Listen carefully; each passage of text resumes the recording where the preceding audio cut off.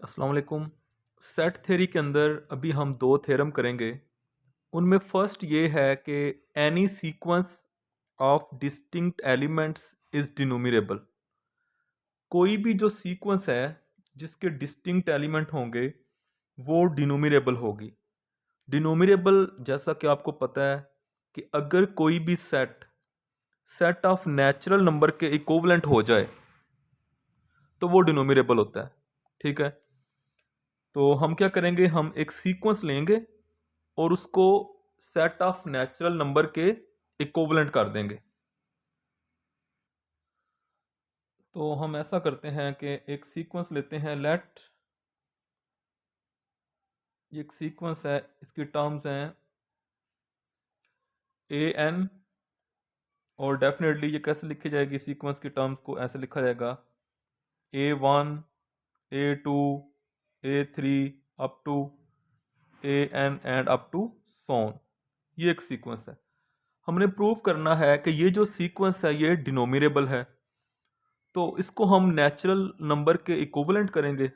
मतलब हमने ये प्रूव करना है कि ये जो सीक्वेंस है ए एन, ये इक्विवेलेंट है सेट ऑफ नेचुरल नंबर के। और उस ये नेचुरल नंबर के इक्विवेलेंट कब होगी, अगर एक बाइजेक्टिव मैपिंग हमें मिल जाए। तो हम एक मैपिंग डिफाइन कर देते हैं, एफ एक मैपिंग है इस सीक्वेंस से सेट ऑफ नेचुरल नंबर के ऊपर। अब ये सीक्वेंस किस तरीके से डिफाइन की गई है कि इस सीक्वेंस के अंदर हम यहाँ से एक एलिमेंट डालेंगे सीक्वेंस का, जैसे कि कुछ भी ए एम, तो वो नेचुरल नंबर बन जाएगा। जो भी सबस्क्रिप्ट में नंबर होगा जैसे एम आ जाएगा। अगर आप एफ ऑफ A1 डालेंगे तो वो 1 आ जाएगा। इस तरीके से हम इस मैपिंग को डिफाइन कर देते हैं। अब इसको बाइजेक्टिव प्रूव करना है, तो बाइजेक्टिव मैपिंग क्या होती है, ऐसी मैपिंग जो 1 1 भी हो और ऑन टू भी हो। तो 1 1 कैसे प्रूव करेंगे, 1 1 में हम ऐसा करते हैं, हम कहते हैं कि अगर हमारे पास अगर दो इमेजेस इक्वल होंगी तो दोनों एलिमेंट भी इक्वल होंगे। तो हम अगर दो एलिमेंट ले लें, फॉर एग्जांपल ए एम और ए एन, ये दो एलिमेंट हमने ले लिए इस सीक्वेंस में से।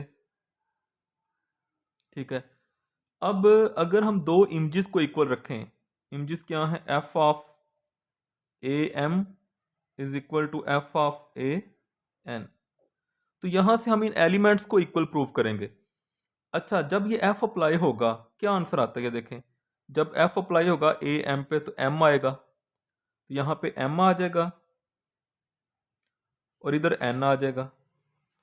अब अगर दो नंबर इक्वल हैं, देखें सीक्वेंस जो है उसकी टर्म्स जो है वो डिस्टिंक्ट थी। अगर वो डिस्टिंक्ट थी तो इसका मतलब है कि m और n अगर इक्वल हैं तो यकीनन फिर वो टर्म्स भी इक्वल होंगी। A M is equal to A N, क्योंकि ऐसा नहीं हो सकता कि m और n वो तो सेम हो लेकिन टर्म्स डिफरेंट फिर नहीं आ सकती। ठीक है, तो यहाँ से ये लिखा गया। तो ये देखें, दो इमेजेस को हमने इक्वल रखा तो दो एलिमेंट्स इक्वल प्रूव हो गए। इसका मतलब है सो एफ इज 1 1। अब हम इसको करते हैं ऑन टू। ऑन टू में क्या करना होता है, ऑन टू में ये बताना होता है कि हर इमेज का प्री इमेज होता है। ठीक है, हर इमेज का प्री इमेज है। तो देखिए मैपिंग पता क्या है, मैपिंग हमारी है सीक्वेंस से, जैसे फर्ज करें यहाँ पे सीक्वेंस है ए एन और इधर है नेचुरल नंबर्स एन, दरम्यान में मैपिंग है। तो हम क्या बताएंगे, हम बताएंगे हर इमेज का प्री इमेज है। इधर कोई ऐसा एलिमेंट नहीं है जो पीछे कनेक्ट ना हो किसी के साथ, हर इमेज का प्री इमेज मौजूद है। तो हम ये कह सकते हैं कि जब हमें इधर से कोई भी नेचुरल नंबर m मिलेगा तो वो पीछे किसी ए एम के साथ कनेक्ट होगा। जब हमें यहाँ से कोई नेचुरल नंबर 100 मिलेगा तो वो पीछे ज़रूर किसी ए 100 के साथ कनेक्ट होगा। ठीक है, तो हम कह सकते हैं इसमें ऑन टू में for each m belongs to natural number, there exists a term am belongs to the sequence such that f of am is equal to m। कोई भी ऐसा नेचुरल नंबर नहीं है जो पीछे सीक्वेंस की किसी टर्म के साथ कनेक्ट ना हो। अगर आपको यहाँ से 1000 नेचुरल नंबर मिल रहा है तो पीछे एक टर्म है A1000, तब ये नंबर मिलेगा। तो हर इमेज का प्री इमेज मौजूद है। इसका मतलब है सो f इज ऑन टू, तो इसका मतलब ये हो गया कि ये जो f है f is bijective, mapping bijective होगी, लिहाजा जो सीक्वेंस है A N of distinct terms ये इक्विवेलेंट होगी सेट ऑफ नेचुरल नंबर के। और सेट ऑफ नेचुरल नंबर के जब इक्विवेलेंट हो जाए तो वो फिर डिनोमिनेबल हो जाती है। So the sequence is डिनोमिनेबल।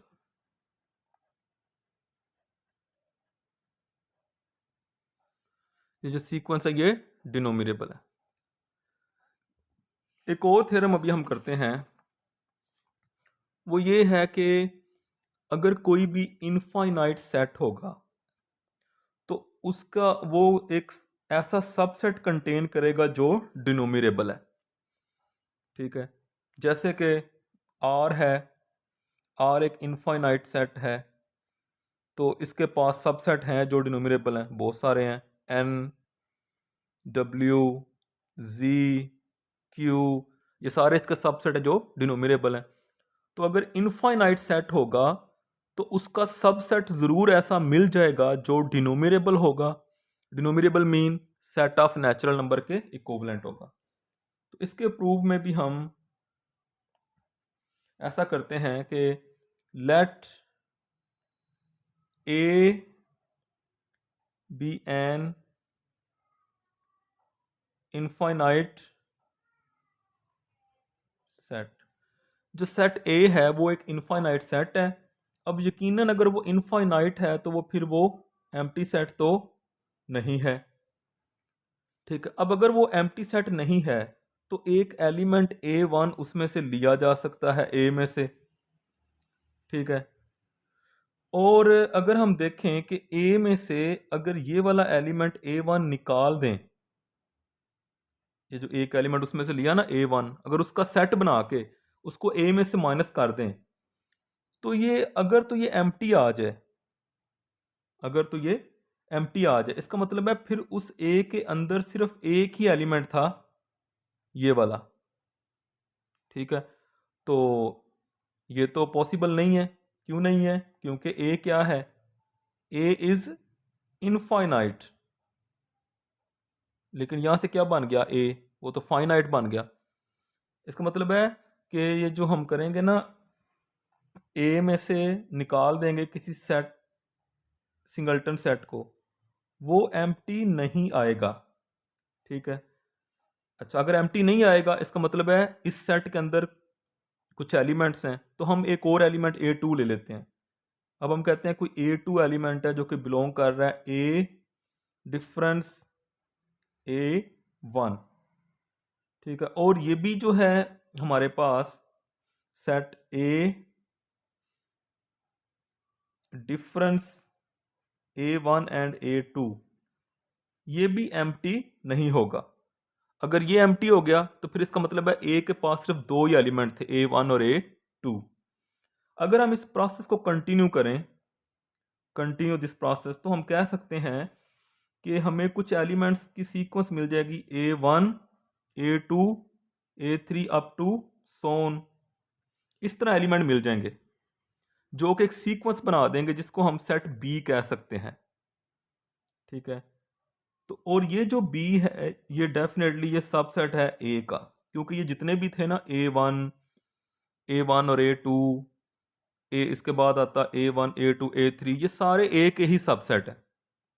ठीक है, तो हमें इस वक्त मिल गया एक इनफाइनाइट सेट ए था, इनफाइनाइट सेट ए था, उसका एक बी एक उसका सबसेट मिल गया, और वो जो बी सबसेट है वो क्या है, वो हमारे पास एक सीक्वेंस ही बन गई है, जैसे अभी हमने प्रूव किया जिसको A1 A2 A3 up to सोन। अब हमने प्रूव करना है कि जो इनफाइनाइट सेट होता है उसका जो सबसेट है वो डिनोमिनेबल है। तो हम इस सीक्वेंस को जो कि सेट बी है, इसको नेचुरल नंबर के इक्विवेलेंट प्रूव कर देंगे, और वो हमने अभी किया था। तो सेम हम आगे मेथड यूज करेंगे।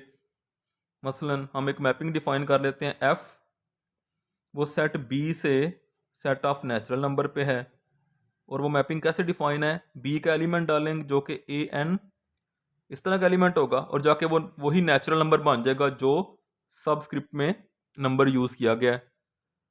तो सेम मेथड हम प्रूव कर सकते हैं कि ये 1 1 भी है और ऑन टू भी है। 1 1 दो एलिमेंट ले लें, ए एम और ए एन, कहाँ से, सेट बी में से। दो इमेजेस ले लें, A M and F of A N. क्या इसका आंसर आएगा मैपिंग के हिसाब से, जैसे यहाँ पे एन आ रहा है, इसका एम आ जाएगा और ये एन आ जाएगा। क्योंकि टर्म्स डिस्टिंक्ट हैं तो ये क्या बन जाएगा, A M is equal to A N. तो एफ क्या प्रूव हो गया, एफ इज 1 1। उसके बाद अगर हम ऑन टू करेंगे, ऑन टू में भी क्या होगा, same, for each m belongs to natural number, there exists am belongs to the set b such that f of am is equal to m। Onto भी हो गया, तो इसका मतलब है ये बाइजेक्टिव हो गया, और अगर बाइजेक्टिव मैपिंग हो जाएगी तो ये डिनोमिनेबल सेट हो जाएगा। जो सेट बी है जो कि ए का सबसेट है वो डिनोमिनेबल हो जाएगा।